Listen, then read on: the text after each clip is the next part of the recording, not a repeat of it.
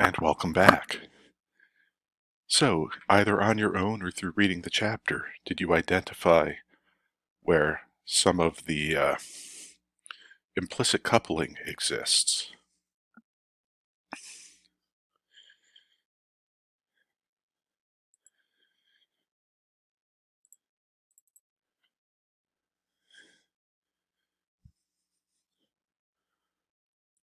If you said that we're dependent on the English language for our commands, you got it.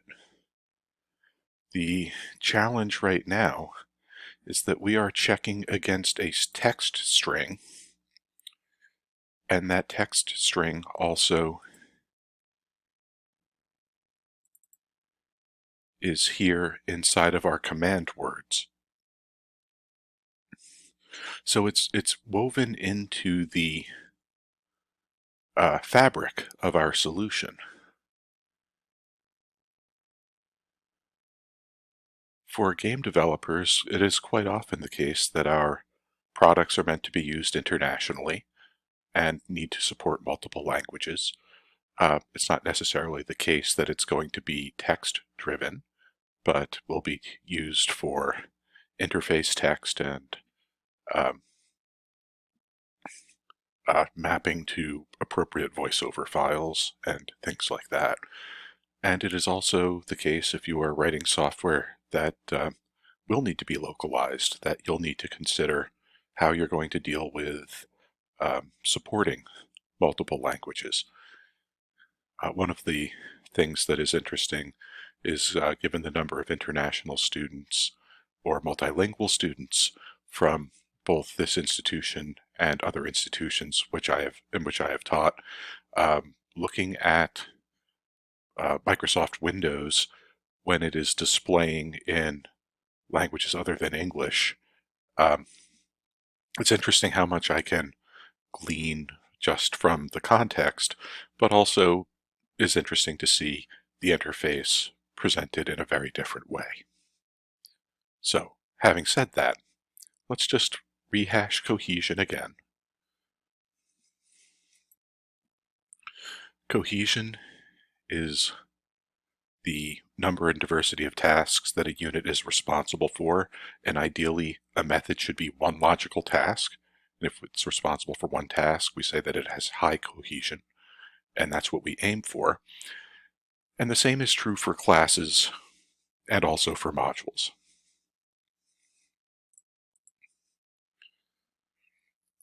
If a package or class or module exhibits high cohesion, it makes it easier to understand what those classes and methods do. It also allows, we should be using descriptive names for variables and methods and classes to maintain that ease of understanding for folks that do need to read the source code that might be responsible for maintaining it. And it makes it also easy for us to reuse those classes and methods.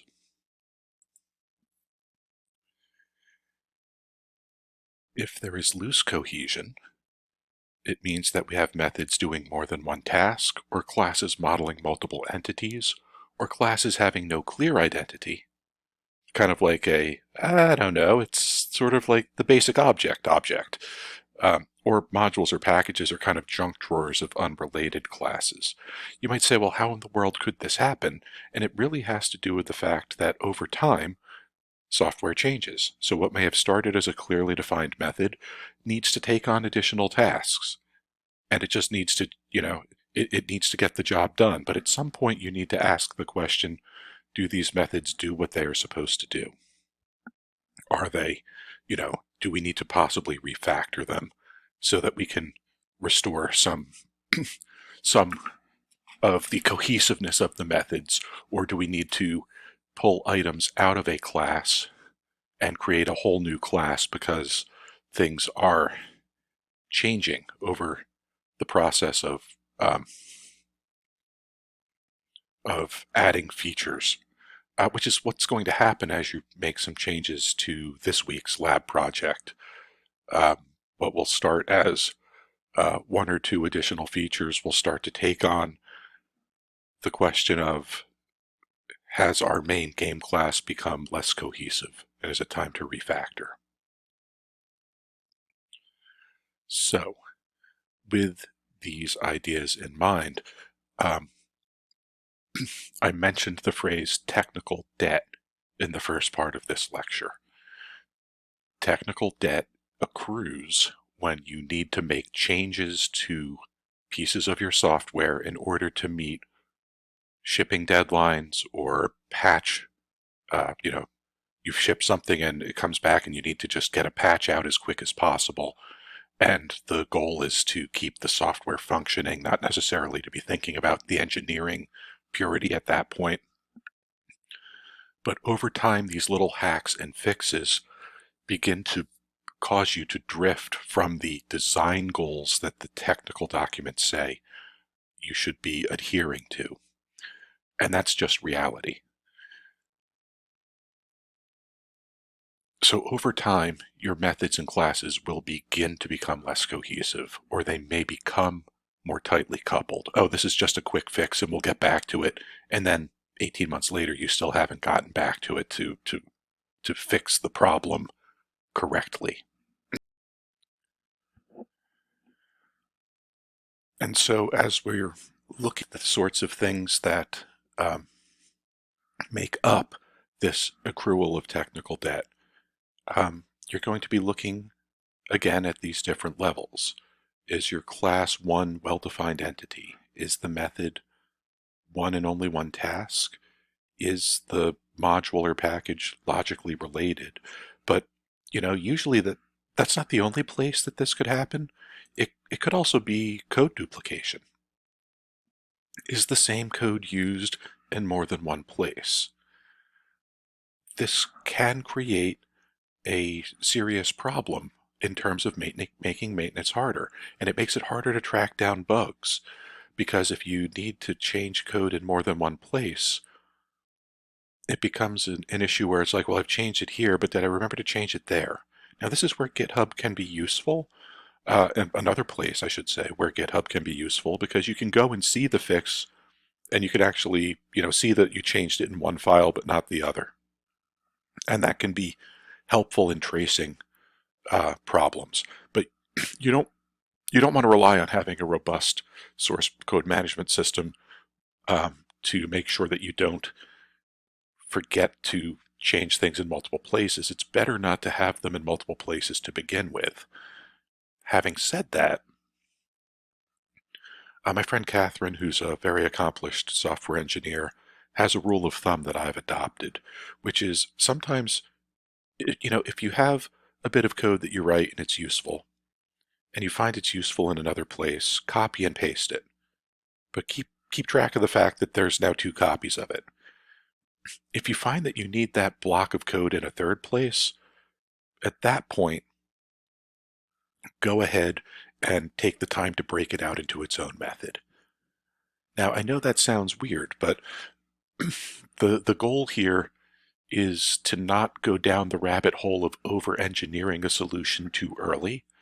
So what Catherine was referring to explicitly was when you are in that experimental phase of trying to figure out how a solution's going to work.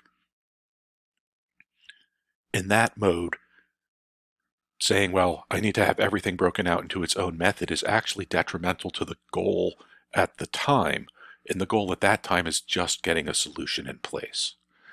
However, if you have 3 copies of that code in your experiment, then having 3 copies of the code is also detrimental to the goal of getting a working solution up.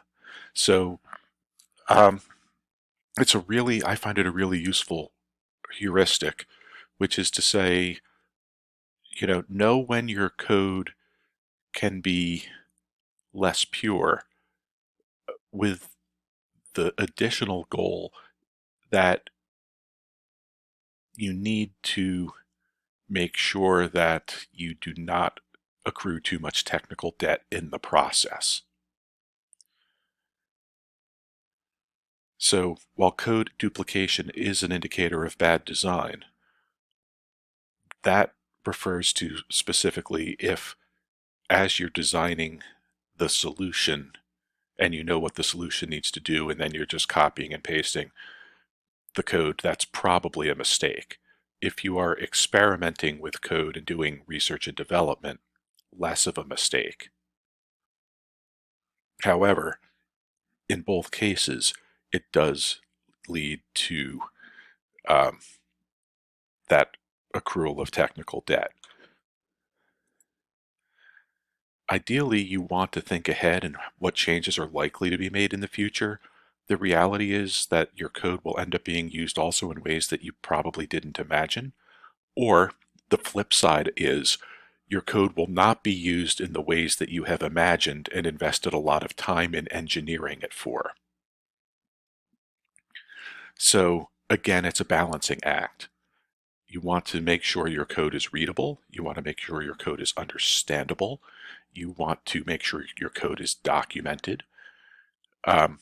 And you want to make sure that your code solves the problem that is immediately in front of you rather than 5 potential problems that you may never get to. So take the thinking ahead process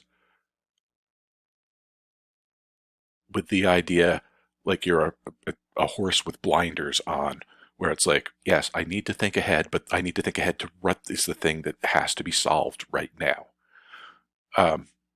SourceForge and GitHub and Bitbucket are rife with projects who tried to be way too flexible to be all things to all users or all coders, and it never solved the problem that was right in front, which is what the project was initiated to solve to begin with. Having said all that, in adhering to good coding standards from the start, minimizing duplication, will make it possible to extend the code more easily later. So think back to my example where I couldn't refactor that massive if statement. That was a problem.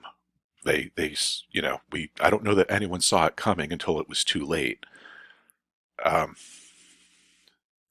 But once it was too late, it was too late.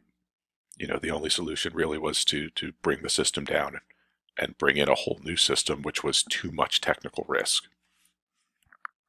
Okay, but that does bring me back to the topic of refactoring.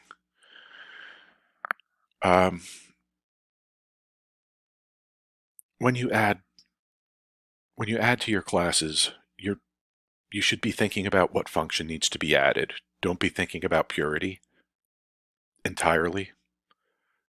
What's going to happen is you're going to be like, oh, this feature needs to be added. This feature needs to be added. And then at some point you're going to say, wow, this method is longer than it needs to be, and it's actually doing 3 things. Or, wow, I've added some new fields to this class, but if you stop and think about it, these fields are really, they're tucked in here, but they belong to a different conceptual entity. It should be its own class. When that's the case, what you want to do is you want to refactor your code. And this is remarkably important. If you are refactoring, you're not adding new features. If you are adding new features, you should be adding new features, and you should not be refactoring. Okay, it's a very different process. You see, when you refactor your code, the goal is not to make it behave any differently. It should do the exact same things that it did before. It's just that you've improved the cohesion and reduced the coupling. So you should test the code before you do any refactoring, know how it's supposed to work, know what the results of the tests should be, and then you should refactor, and when you do the same tests, you should get the same results. Because if you didn't get the same results, that means your refactor has introduced bugs. If, however, you're adding features and debugging, then you shouldn't be trying to change your objects around and refactoring your code in a major way. Because if you're doing that, then you don't know if the problem comes from adding the feature or if the problem came from modifying the structure. We'll talk more about testing and automating the testing to make it easier to spot when these problems happen, but just know that refactoring and cleaning up your code versus adding new features are 2 conceptually different processes. If you are on a technical team and your supervisors, your managers are like, we're going to keep adding new features, we're going to keep adding new features, we're going to keep adding new features, your project will accrue technical debt. It will be the job of your project leads to push back against management and say, we need 1 week to clean up the code base, or we need 2 weeks to clean up the code base and just freeze development and reduce our exposure to increased bugs. So it might be your lead that's doing that. At some point, it might be you who are doing that. But it is part of the discussion in professional software engineering, and the push will always be to add new features. It is rare to have a manager that necessarily grasps the entirety of the need to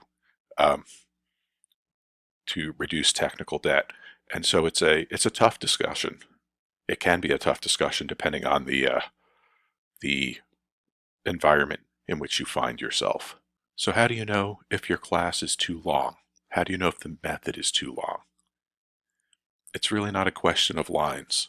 There was a project I worked on that had a method that was nearly 1,000 lines long, but it was what the method needed to be. It was really just a controller method, but it had many different things that it could do. So it was the most, I didn't write it, I just had to maintain it. But it was eye-opening, because I always thought like, oh, well, anything that's, that long couldn't possibly be properly refactored, and yet it was. Again, I was a much younger coder then.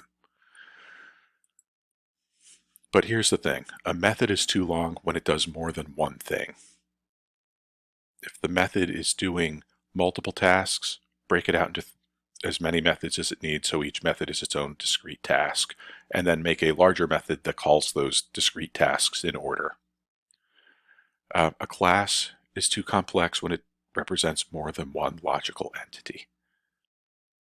And as with all hard and fast rules, there are no hard and fast rules. These are just guidelines. Some of it will come from your tech lead, some of it will come from your own feeling, but keep in mind that you want to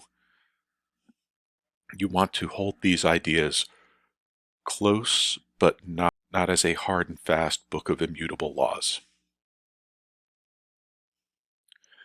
Okay, let's go and look at those enumerated types, and then you can dive in and make some of your own games. See you in the next video.